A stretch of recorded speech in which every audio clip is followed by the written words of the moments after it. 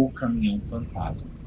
A lenda do Caminhão Fantasma. Um veículo branco sem motorista que surge nas estradas desertas do Mato Grosso do Sul durante tempestades noturnas.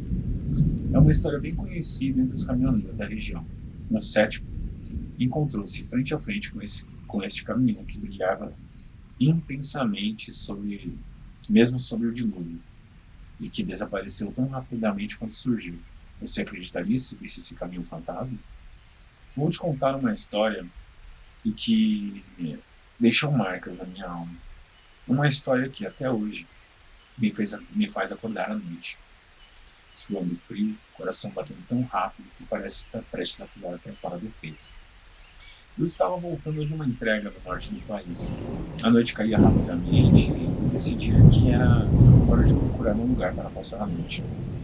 O GPS indicava um posto de gasolina a alguns quilômetros dali, então decidi me encaminhar para lá. Quando eu cheguei, vi que o lugar estava abandonado.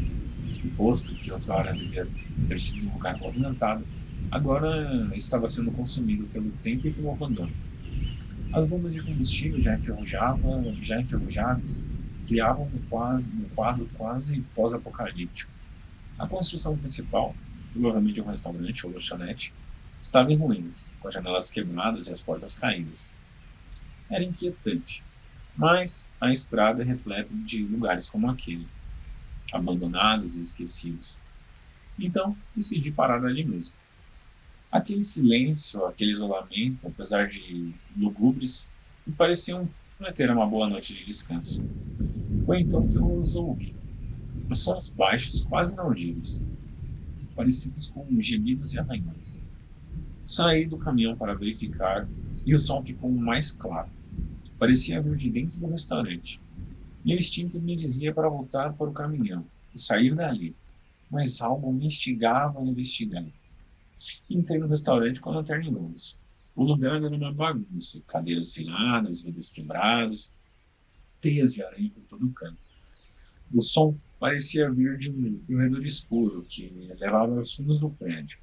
Caminhei lentamente em sua direção, o som cada vez mais alto. Foi então que o vi. Um ser grotesco, de pele pálida e úmida, com os olhos brilhantes e sem pupilas. Era enorme, facilmente o dobro do meu tamanho. As unhas eram longas e afiadas, cobertas por uma substância escura e grudenta.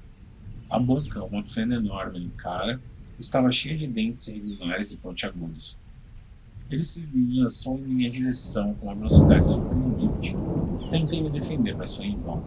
A criatura me jogou contra a parede e cravou as garras no meu braço. Gritei de dor. A sensação era de que meu braço estava sendo rasgado.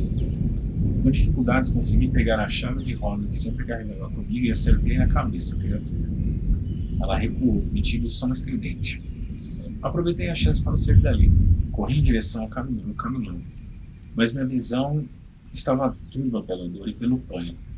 Liguei o motor e pisei no acelerador. O monstro saiu do restaurante e correu na minha direção, mas já era tarde. Saí dali o mais rápido que pude. O posto de gasolina abandonado e o monstro desaparecendo rapidamente no meu retrovisor. Entrei em um hospital na próxima cidade. Disse aos médicos que tinha sido atacado por um animal selvagem. Eles não fariam perguntas.